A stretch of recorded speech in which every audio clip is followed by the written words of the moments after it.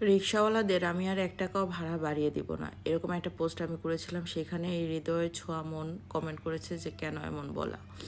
শুনেন, আমি হচ্ছে ওরকম একটা মানুষ, আমি এখন পর্যন্ত যত জায়গায় যাই রিকশার যেই ভাড়াটা করে নেই, সবসময় নামার পর তাদেরকে আমার সামর্থ্য অনুযায়ী ৳১০, ৳২০ বা ডিসট্যান্স অনুযায়ী আমি কিছু টাকা বাড়িয়ে দিই সবসময় যদি আমার সেটা সামর্থ্য থাকে।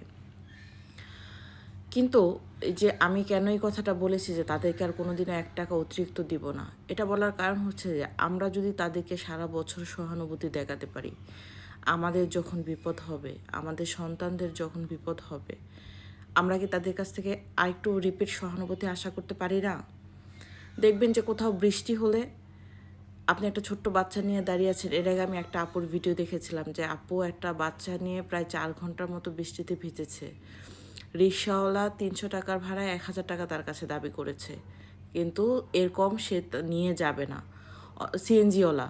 কিন্তু আমরা দেখেন অনেক সময় কিন্তু সিএনজিওয়ালাদেরকে ৳৫০, ৳২০ নামার পর্যায়ে ম্যাম একটু বাড়িয়ে দেন। আমরা কিন্তু দিয়ে আসি।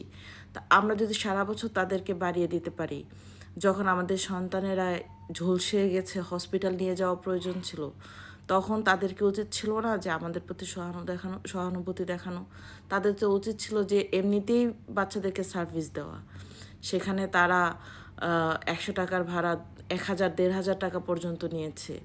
রিকশাওয়ালারা ৫ মিনিটের রাস্তার দূরত্ব ৳১৫০-২০০ কমে তারা যাবে না।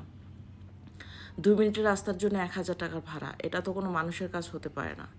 এজন্যই বলেছি যে যতদিন বেঁচে থাকবো আর অন্তত কোনোদিন কোনো ড্রাইভারকে ৳১ দিয়েও সহযোগিতা করব না।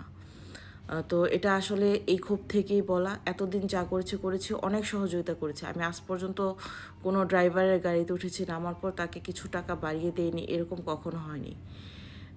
তো তারা যে এরকম মানুষ, তাদের সাথে আসলে ওরকম আচরণই করা উচিত। তারা এটার প্রাপ্য। তারা আসলে সহানুভূতি পাওয়ার মানে তাদের কোনো রাইটই নেই। তারা সেটার যোগ্যই না। কারণ সময় সুযোগ পেলে তারা কিন্তু ঝোপ বুঝে কোপটা মারে। এজন্যই বলেছি যে কোনোদিন আর অন্তত ড্রাইভারকে ৳১ বাড়িয়ে দেব না।